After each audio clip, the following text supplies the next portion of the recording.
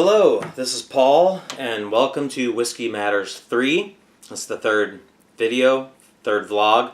And normally, for the most part, I want to do stuff out, doing interviews of distillers and brewers, wineries, etc., bars. Hopefully, I'd like to get into a couple of good Scotch whiskey bars and interview some bartenders, stuff like that.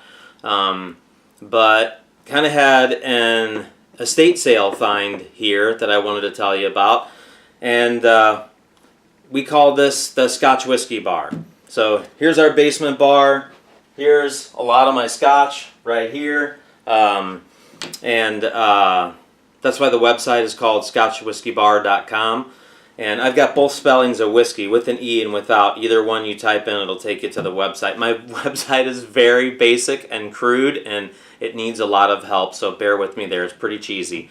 My videos are probably cheesy too right now in the beginning. Hopefully I'll get better as I do more of these. But basically, my premise, this is Whisky Matters. I call it Whisky Matters because whiskey is my primary thing. But you figure whiskey is distilled beer, right? And whiskey is aged in oak barrels. So sometimes it's finished in ex-IPA casks or wine casks or whatever. Sometimes it's its whole lifetime that it's maturing in oak barrels. They're ex-sherry casks or bourbon casks or wine casks, whatever. So beer, wine, whiskey, it's all Whiskey Matters as far as I'm concerned. So it's not going to be only about whiskey, and being that I'm here in the United States, I can't really tour or interview Scotch distilleries, which is my number one interest, but there are some single malt whiskey distillers here in America, and of course there's lots. I'm in the St. Louis area, so there's lots of tap rooms and craft brewers going around in the Midwest that I can get to, and wineries as well. So basically what I'm trying to do here with these videos is I'm new to all of this. I've been really I went down the Scotch whiskey rabbit hole a little over a year ago. I already knew some stuff about spirits and beer and bar type stuff and all of that, right? So I kind of already had a little bit of a base of knowledge, but really started to delve deep into Scotch whiskey about a year ago. So I'm new to this and I'm learning still, and I wanted to take people along with me on my learning journey so you can learn along with me. And what I'm about to tell you about my experience with this estate sale, it's going to hurt me in terms of I might have some competition now, but I don't care about that. I want you to know what I know. So I'm going to do my best to do that as I learn things. So many of you that are watching this probably know more than me. Okay, right now you're probably thinking, get to it. So, okay, my wife looks out for estate sales, and she looks at pictures on a website and all that stuff, and normally she knows about it in advance, but last weekend, Saturday morning, having breakfast with the kids, drinking coffee, she shows me this picture of a Glenlivet box at an estate sale, and this is right around 9 a.m. Saturday morning.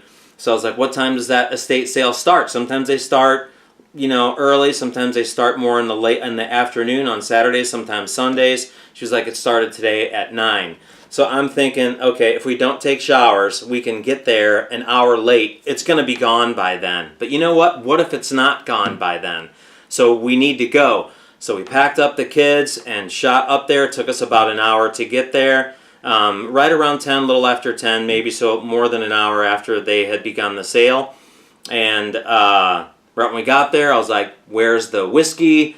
And this guy, turns out he's the son of the family that's doing this estate sale. He said it's upstairs. There's already been some people here for it. Don't know if it's still there. So, okay, maybe it's still here. Go up there. It's there. Okay, so it's still there. So I take a look at it. So this is what we found. So there's I don't know how well you can see here, but there's these leather hinge straps. There's this right here, this latch that's leather. There's this leather carrying case on here, this leather strap. So basically this just pulls off of this little miniature little dowel rod dealy, and then it opens up, and this is what I found inside of there. So it's a 1.75 liter. Actually, I should say, I forgot to mention, I'm sorry, on our way there, we were trying to do as much research as we could based on that picture. And the only thing I could find is on eBay, somebody selling one of these boxes, not the whiskey. So this is an unopened bottle. So actually, I'm going to pull this out and I'll show you. So here's the bottle, and in here there's this little rail system to help get the bottle out. There's this belt buckle looking thing, this metal piece here, really super cool. I wish I could show you close-ups of it. It really looks good close up. Box is in pretty decent shape. There is this white mark right here. I don't know what that is, but before I start messing with it and try to clean that up, I actually emailed the Glenlivet, and I'm waiting to, they forwarded my pictures and everything onto their archives department. I'm waiting to hear back from them. I want to find out how valuable this is, if at all, before I start messing with it, but trying to clean it up. I don't want to ruin this stamp right here, the Glenlivet stamp. So all we could find going to it was that this box was going for $20 on eBay, just the box. Very similar box. So I figured she's selling it for $100. There were a couple of people that put bids on it for $100 that were going to come back later, or if it didn't sell, they'd come back on Sunday or whatever. They didn't have the cash on them. So I figured a 1.75 liter of the Glenlivet 12-year-old right now, currently, at Total Wine, here I'm in the Midwest, so Total Wine and More is a great place to get scotch. They have really good prices. And it's around $65, $63, something like that, for a 1.75 liter. So after tax and everything, it's going to be close to $70. So a new one would cost me $70, figure. And then this box, theoretically speaking, is worth $20 if it sell, which it ended up selling, I think, on eBay. So that's $90. She's wanting $100 for it, so it was kind of a no-brainer to take a leap of faith on there. But I did know a couple of things to check on this, thanks to Ralphie.com. Ralphie, you're the best. Thank you. Ralphie has over 1,000 videos, I think, vlogs on YouTube. It's Ralphie.com. It's Ralphie Reviews. He's on like Ralphie Review 745, something like that. And he has some of them has multiple parts. Like right now, lately, they're normally 2 parts. And then in the beginning, he's had some that were like, you know, Ralphie Review 16, Part A, Part B, Part C, Part D, etc. So I've been watching them for about the past year. I've gone back and started from Ralphie Review 1. I'm up into the 300, so I've probably watched over 500 of his vlogs. So, and that's Ralphie.com. Ralph, if anybody that watches Ralphie videos knows why I wrote it on this. So there you go, Ralphie.com. Ralphie, you're the best. I've learned a lot from you. It's like a class. Watching his videos is like taking a class on whiskey. So a couple of things I learned from Ralphie in terms of looking at old bottles is sometimes there'll be like a slot on the bottle or something like that, or an indentation like this. So the label should be on the exact opposite, centered on the opposite side, because what that does is that locks into their label machine, that locks the bottle steady, and then the label rolls over it, puts the label on there, or they do it by hand, whatever. So these are ways that you can kind of try to determine if it's authentic, genuine, not a fake. Also, obviously, you want to inspect the neck here and the cover over the cap, which I did, and everything looked good. There's this, at first I thought it was a tax label going across here because it's old. I'll explain that in a little bit. Also, neck fill. If it's filled if it's an old bottle like this and it's all the way up to the top, it might have been tampered with. They might have drained it and refilled it or something, because it shouldn't be up that high. It should have, a little bit should have evaporated over time. And if it's down here, down to the shoulders, 30, 40-year-old bottle like this, there's probably a problem. It shouldn't have evaporated that much. There's the cap's been compromised somehow. Maybe the cork has deteriorated and now the seal has been broken, or it's been tampered with, whatever. So also, you can look for misspellings on the label. Does the label look brand new, or does it look consistent for being 30 years old, etc.? So there's things like this that you can check. And if you really know your stuff, if you've really researched and handled a lot of bottles, you'll notice things like this right here says Scotch malt. This says single malt Scotch whiskey right there under the Glenlivet. I don't know if you can see that, but every few years back then, around the 70s and 80s, they were changing it. Unblended Scotch, single malt, Scotch single malt. But they had different. In this red lettering down here, they had different ways of doing the label. So that's another way, that different eccentricities in the way the label is, you can determine age. So anyway, I went ahead and took a leap of faith and paid her full price. I tried to haggle her down, she wouldn't have it, and she did the right thing. There was too much interest in it. I ended up paying $100 for it, which I thought was a no-brainer. So I started to do some research on it, and it turns out these are just things that can help you. I started looking at this, and it does not say anything about ATF or any kind of tax or U.S. federal government or anything. All it says is bottled under supervision on here. So it turns out, I found out from doing some research, looking into what these the variations of these tax labels. I figured that could help me date it. As of July 1st of 1985, the U.S. government stopped putting these tax labels on. But what I guess importers and distillers and retailers maybe, they were afraid that the consumer maybe not be aware of this, and that if they didn't see some kind of a tax stamp, tax strip looking thing over the label, that they might have balked at it and thought that it wasn't genuine or opened or something like that, so they might not buy it. So to ensure against that, they started putting these kind of sort of fake tax labels on, and this was pretty much a standard in the industry, at least here in the U.S., for a few years after July 1st, 1985. So that helped me pin down that it can't be older than July 1st of 1985, because if it was, it would have a U.S. tax label over here, not like a pseudo tax label like this one. And then another thing I learned, that as of November 19th of 1988, here in the U.S., it was mandatory to have one of those government warnings with the barcode, with the UPC barcode. So they started using the UPC barcodes, I guess late 70s, early 80s it sounds like.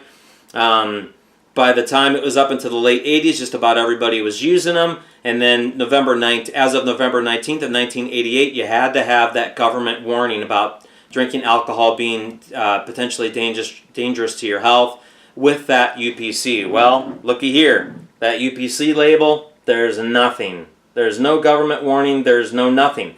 So that means it has to be prior to 1988, November 1988.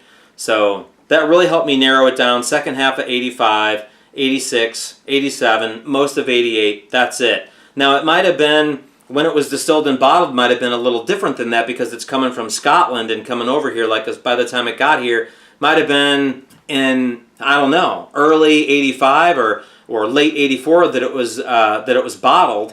And then by the time it got here, and we went to put this on here, by then that requirement of having the tax strip on there was over with, so they just put one of these on there. But still, it should be around that time frame. And the lady did tell me she won this in the 80s. All she could remember was that she won it at a bingo tournament here in the St. Louis metropolitan area. And she wasn't a whiskey drinker. Her husband's not a whiskey drinker, so she just kept it. Figured maybe it would be worth something someday. So anyway, like I said earlier, I think I mentioned that I reached out to the Glenlivet, and I'm supposed to be hearing back from their archives department. I was hoping I would hear back from now. I'm really curious to find out if they know how many of these were made, how many were distributed to the United States, UK, Europe, etc. 12-year, it's got the age statement of 12 years old on there, which means that's the minimum barrel age that went into here. So maybe maybe they have records that maybe there was a 16-year-old barrel, maybe there was an 18-year-old or a 20-year-old barrel that went in with a group of barrels that went in to make the batch when this was bottled. So it's possible that maybe this was distilled in the 60s and 70s and then bottled in the 80s. So anyway, I'm not doing this to make money. I am going to drink this, and I'm going to share it with my whiskey friends, because there's not many opportunities you have for somebody like myself that's not really wealthy to to have access to bottles like this and to drink and see what it tastes like, because it will be different. Yeast cultures change over time. They mutate slightly, even though they try to keep them exactly the same over the years, the distillers. You figure the barley is going to mutate and change a little bit. The difference in climate, the difference in the water maybe that they're using. So all these little things, like the different settings, maybe they've tweaked their settings over time. So all these things add up, and it amounts to this whiskey is going to taste different than the stuff that they're distilling now at the Glenlivet, even though if they've tried to keep everything exactly the same. Plus, as it turns out, it sounds like in the 60s they used to do floor malting. That's a subject, if you don't know what floor malting is, that's a subject for another time. Check out Ralphie's videos, he'll explain it. So they maybe were doing some floor malting still, possibly for some of the barrels maybe that are in here. So might not be able to find out any of this information from the Glenlivet. It sounds like they didn't keep very good records back then when it comes to these things. I think they do now. But anyway, I hope this helps you. I learned a lot. This bottle has really educated me about a lot of things. And I wanted to communicate that to you. And when I hear back from the Glenlivet, if I get a really good amount of data, then I'll do another one of these. I'll do a follow-up video and tell everyone what I found out. So I will put this back together after I'm done here. I wanted to show you real quick. There was another bottle that she had there that I think was pretty cool. And it's this old Jim Beam, and I'm pretty sure this was from 1986. I'm not much of a bourbon person, but I do like to try bourbons. I'm interested in all whiskeys. And this is part of their decanter series. So this is the second edition. And she was selling this for $60. I kind of put a bid in for $45. I figured it's probably worth $45. So the next day she called me and said, well, nobody bought it, so you can come get it for $45. So I went back, got it for $45. And it's probably worth, I'm guessing, about $45. But there's a lot of these out there. It sounds like most people, though, actually opened it up and drank it when they bought it. And then they use this as a decanter. That's kind of what it was what Jim Beam intended. They call it part of their decanter series. It's commemorating a duck stamp. So I am going to drink this also at some point. I want to find out as much as I can about these, and then maybe sit on it and let it marinate for a while, maybe show it off to my friends, have it around before I open it. I'm not going to open it and drink it right away, but same thing with this. This will be interesting to drink this. I cannot find reference anywhere. Perhaps I'm not the best researcher on Google, but I can't find reference anywhere to one of these that has not been opened, or one of those Glenlivets that hasn't been. I can't even hardly find anything on that Glenlivet at all. So anyway, so that'll be really cool.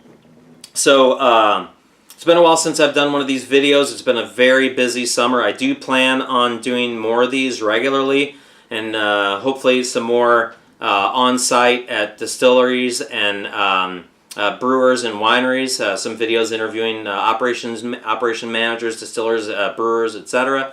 So I'll be hoping to get those together and send them out.